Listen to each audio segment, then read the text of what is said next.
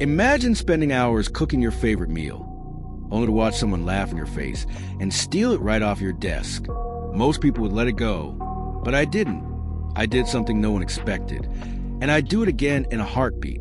If you've ever dreamed of getting revenge on people who think they can walk all over you, hit that like button, subscribe, and get ready for a story so savage, you'll be grinning till the very end.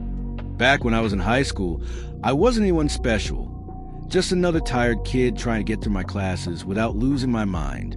But the one thing I genuinely looked forward to was my cooking class. Garlic bread, desserts, soups, you name it, I loved making it. One day, I cooked up a dish I was actually proud of. I didn't have time to finish it during class, so I picked it up later and carried it into my next period. It felt good, having something I'd made, something that was mine. But the moment I walked in, trouble showed up. 2 girls. They asked me, fake smiles and all, "Where'd you get that? Who made it?" I told them the truth. I did. Over and over, they just laughed. "No, you didn't. No way." The same mocking tone every single time. I ignored them. Maybe if I focus on my work, they'd get bored. But idiots rarely get bored when they smell an easy target. A minute later, one of them just waltzes up to my desk, grabs my plate, my food, and tries to walk off like it's hers. Not a word, no shame, nothing. I grab her arm. I didn't care about the looks. I didn't care about the whispering. I asked her, "What the hell are you doing? Give me my food back." She just stared at me like I'd grown horns. She snarled back, "Let go of me." I told her no. I wasn't going to stand there while she treated me like garbage. Her friend jumped in too, yelling at me, telling me to let her go.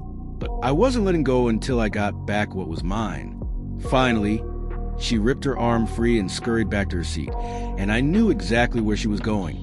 By the time I reached them, they'd already torn open the plastic and were shoving my food into their mouths, giggling, tapping away at their phones, like I was nothing. I told them, "Give it back." They didn't even look at me. One muttered, "Shut up, go away." So I did what they didn't expect. I walked up, snatched the plate back, and when they lunged for it, I ripped off the cover and dumped it right into the trash. I wasn't going to let them enjoy another bite, but that wasn't enough. Not for me. I walked back over to them, looked them dead in the eyes, and spit right in the first girl's face. Before she could react, I turned and spit in her friend's face too. The second it hit them, they exploded, shrieking, cussing me out, but I didn't flinch. I sat back down, pulled out my notebook, and got back to work like they didn't even exist. They stomped out the principal's office. Tears, makeup ruined. Cry about the big bad boy who spit on them. When the principal called me in, I sat there, calm as ever. They got a mild lecture about not stealing. Me? I got a 2-day suspension for spitting and grabbing. The principal tried to tell me I'd traumatize him, that grabbing a girl's arm is serious. I almost laughed. I asked, "So stealing is fine? If she didn't want someone to hold her arm, maybe she shouldn't steal?"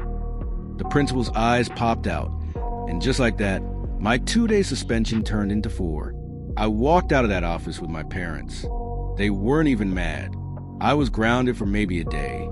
But in my head, I was grinning, because sometimes people need to learn that you don't get to humiliate someone and walk away smiling.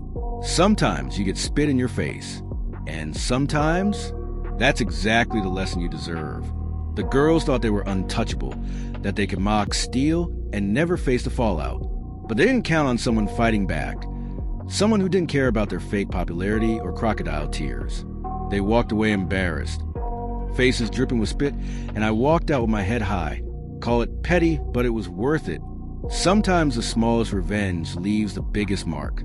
So next time someone thinks you're too quiet to fight back, remember this story. Sometimes the petty ones win.